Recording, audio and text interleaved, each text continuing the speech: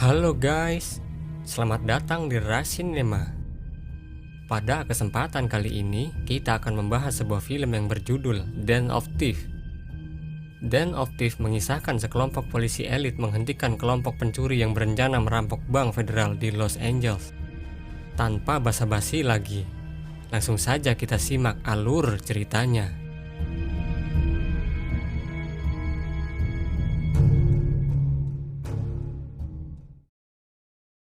Cerita diawali ketika sekelompok perampok bersenjata lengkap melakukan aksinya dengan membajak sebuah truk lapis baja milik kepolisian di wilayah Los Angeles. Sebelum truknya dibajak, sopir yang merupakan anggota polisi terlebih dahulu menghubungi rekan-rekannya untuk meminta bantuan. Karena diduga akan mengambil senjata, salah satu anggota polisi ditembak mati oleh perampok tersebut. Tidak lama kemudian datanglah anggota polisi yang lain. Terjadi kontak senjata yang menyebabkan beberapa polisi gugur dan salah satu perampok yang bernama Marcus tewas di tempat kejadian.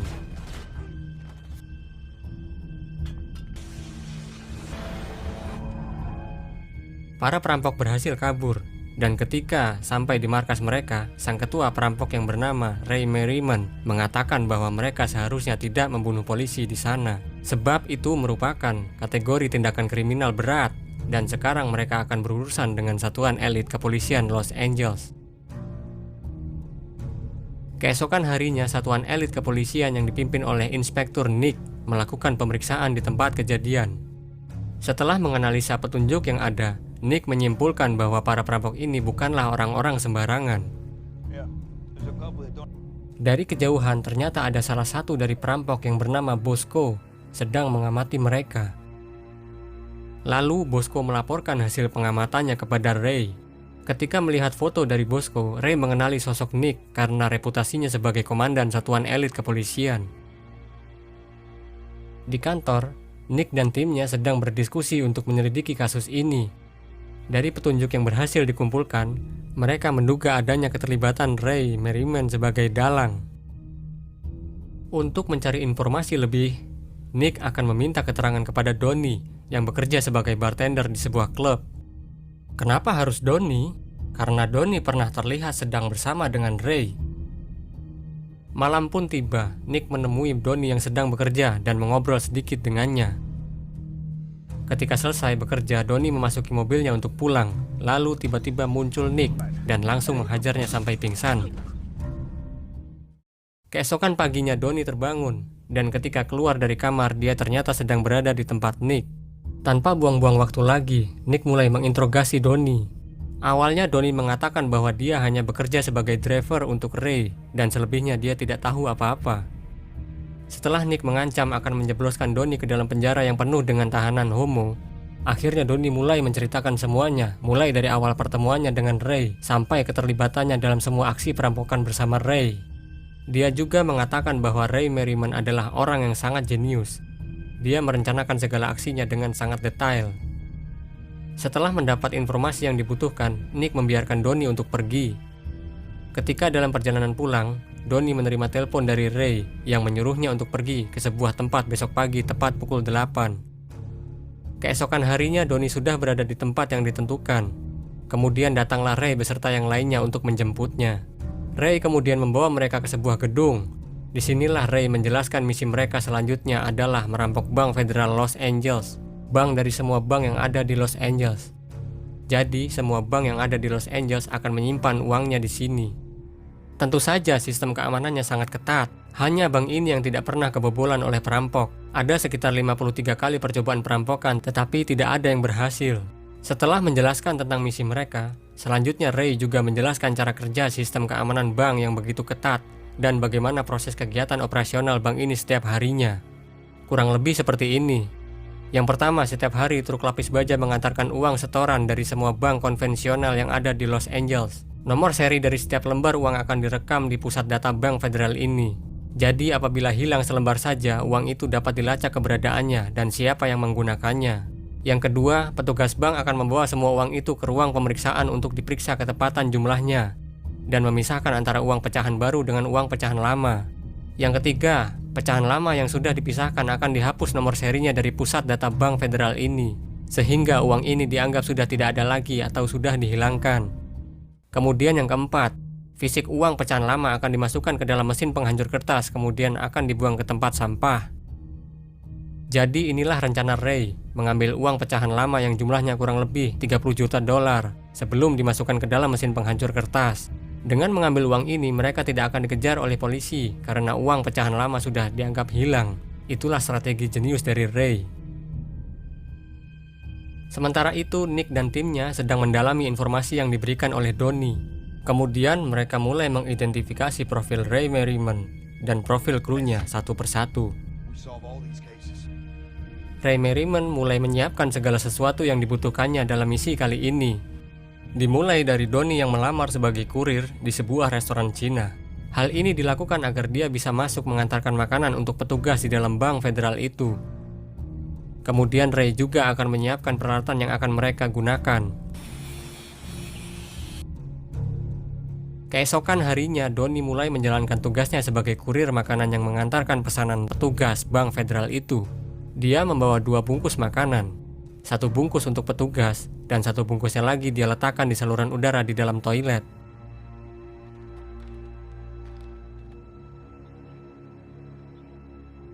Waktu pun berjalan, Ray dan semua krunya sedang makan malam di sebuah restoran. Tidak lama kemudian datanglah Nick beserta timnya di restoran yang sama. Nick mendatangi meja Ray dan mengajak Donnie untuk berbincang-bincang. Karena merasa terganggu, Ray meminta Nick untuk pergi dari mejanya.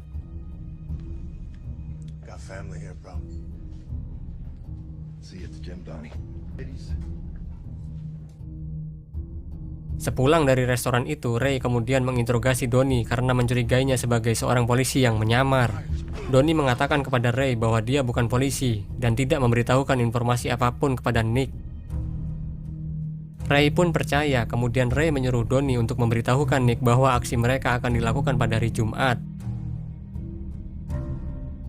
Ketika Nick sedang berada di toko pakaian, Donnie mendatanginya.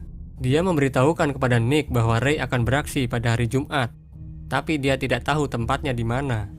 Sebelum pergi, Donnie juga memperingatkan Nick untuk memakai rompi anti peluru. Nick akhirnya mendapatkan info mengenai tempat Ray akan beraksi, yaitu di Bank Pico Rivera. Dia segera memberitahukan timnya yang lain. Tibalah hari yang ditentukan. Ray maupun Nick sama-sama mempersiapkan diri dan peralatan mereka masing-masing.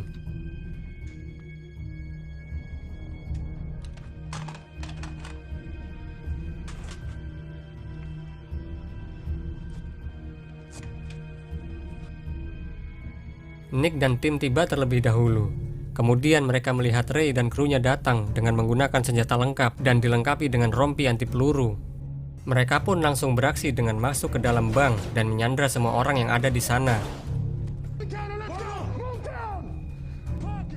Ray menyuruh manajer bank untuk menelpon 911 dan melaporkan bahwa dia sedang disandra. Para perampok meminta uang 10 juta dolar dan disediakan helikopter dengan bahan bakar penuh dalam waktu 1 jam ke depan. Jika tidak, maka para sandera akan ditembak satu persatu. Kemudian Ray menyuruh sang manajer bank untuk membuka brankas. Tidak lama kemudian, Ray dan krunya meledakkan sesuatu di dalam bank. Setelah melihat denah lokasi bank, Nick mengetahui jika ada saluran air yang terdapat di bawah lantai bank. Akhirnya dia memikirkan jika Ray dan krunya bisa saja keluar dari bank itu melalui saluran air tanpa mereka sadari. Nick kemudian berinisiatif masuk ke dalam bank untuk membuktikan dugaannya. Ternyata benar, Ray dan krunya sudah tidak ada di dalam bank itu.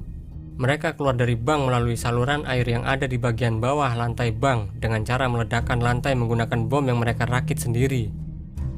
Nick masuk ke dalam saluran air untuk mencari jejak Ray dan krunya.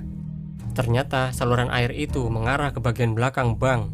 Akhirnya dia tahu kalau Ray sudah keluar dari bank melalui saluran itu. Nick dan tim segera pergi meninggalkan Bank Pico Rivera untuk mencari keberadaan Ray dan krunya. Dia meminta bantuan kantor pusat untuk melacak keberadaan mereka. Sementara itu, Ray dan krunya sudah berada di Federal Bank Los Angeles dengan menyamar sebagai karyawan perusahaan Alameda, sebuah perusahaan yang bertugas untuk mengangkut dan menyetorkan uang dari bank konvensional di Los Angeles ke Bank Federal. Ray menyetorkan uang yang mereka rampok dari Bank Pico Rivera ke Bank Federal. Setelah berhasil masuk ke dalam bank federal, Ray membawa uang itu ke ruang pemeriksaan dan menunggu di sana sampai proses pemeriksaan uang selesai.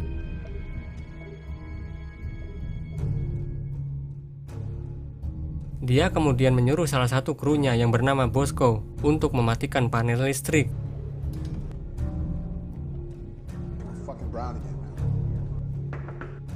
Setelah listrik mati, Donnie yang bersembunyi dari dalam kotak uang pun keluar untuk mengambil semua uang pecahan lama yang sudah dihapus nomor serinya dari pusat data bank federal.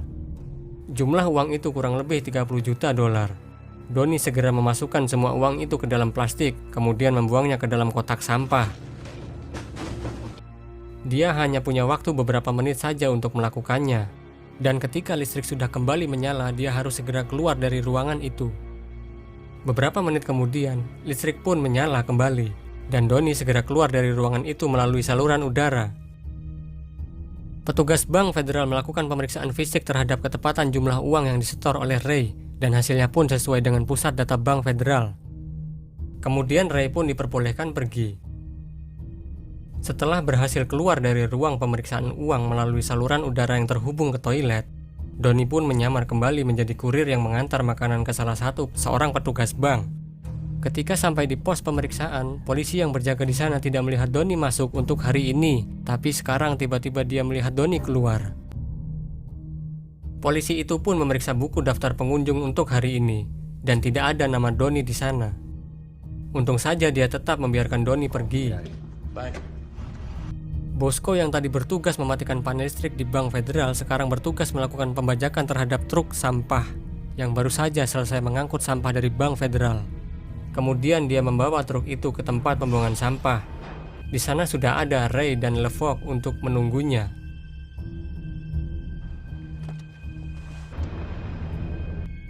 Nick yang sedang melakukan pencarian terhadap Ray dan krunya melihat Donnie yang baru saja keluar dari bank federal.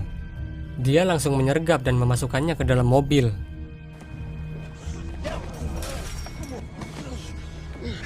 Salah satu kru Ray melihat Donnie disergap dan langsung memberitahukannya kepada Ray. Di dalam mobil, Donnie diinterogasi sambil dihajar habis-habisan oleh Nick dan timnya. Akhirnya Donnie memberitahukan keberadaan Ray. Tanpa membuang waktu, Nick langsung tancap gas untuk mengejarnya. Beberapa saat kemudian, dia melihat mobil yang dikendarai oleh Ray dan krunya menuju ke wilayah selatan Alameda. Di sana mereka terjebak kemacetan lalu lintas yang sangat parah. Nick memutuskan turun dari mobil untuk menangkap Ray. Dia memberitahukan kepada timnya bahwa Ray mengenakan rompi anti peluru. Sementara itu, Donnie pun diborgol di dalam mobil. Ray yang melihat Nick sudah turun dari mobilnya, langsung mempersiapkan dirinya dengan senjata mesin. Disinilah adegan tembak-menembak yang tegang terjadi.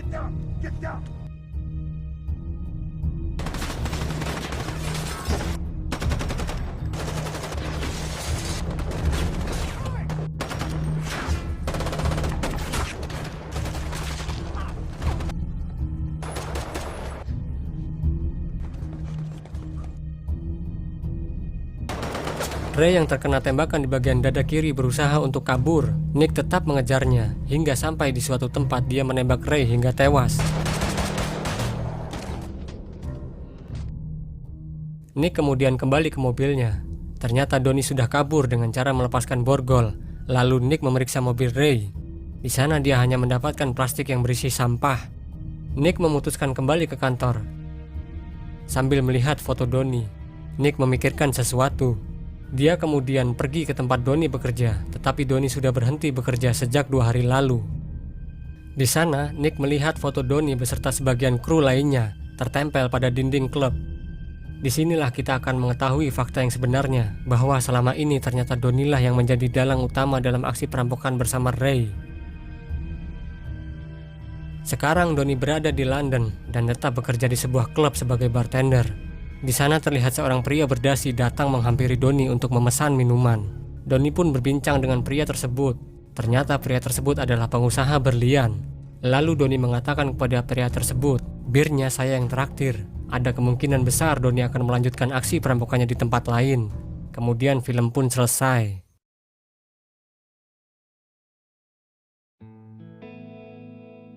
Oke guys, itu tadi alur film Den of Thief.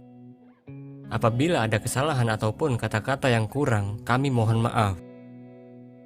Sekian dulu video dari kita, dan nantikan video selanjutnya. Sampai jumpa.